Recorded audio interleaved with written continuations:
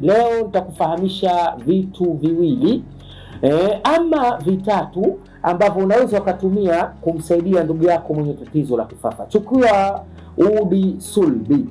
Udi sulbi, kitu cha kwanza udi sulbi. Kitu cha pili, chukua habati sauda ya mbegu. Habati sauda iko ya mafuta, habati sauda ipo ya unga, habati sauda ipo ya mbegu. Chukua mbegu za habati sauda.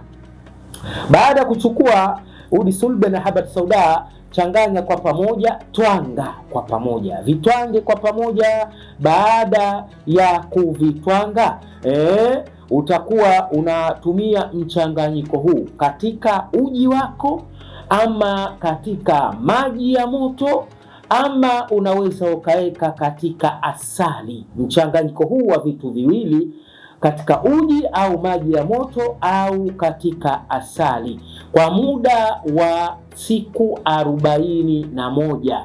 Siku 41, ama unaweza ukatumia miezi mitatu. Kwa wewe mwenye matatizo ya kifafa, unatumia kutwa mara 3, asubuhi mapema kabisa, mchana sambamba na usiku. Asubuhi mapema, mchana na usiku. Kama utachanganya katika asali, itakuwa kijiko kimoja cha asali kutwa mara 3, ama kama katika uji utakuwa unaweka kijiko kimoja katika uji wako, ama katika maji ya moto kijiko kimoja katika maji ya moto yako, unakoroga vizuri, unakunywa. Insha Allah, kama ulikuwa unaanguka kila mwezi, utakuta unafuu unaanza kuja.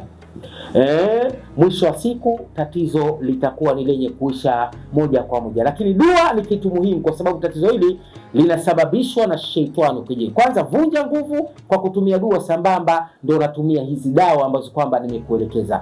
Wewe mwenye matatizo ya kifafa au na ndugu yako ana tatizo la kifafa, mfikishe hapa kituni kwetu. Wallahi watu wengi wamepata faida, wamepona matatizo na wamerudi kuwa na imani katika maisha yao, na shughuli zao zilizokuwa zimesimama sasa hivi zinaelekea kama kawaida. Chukua hiyo leo.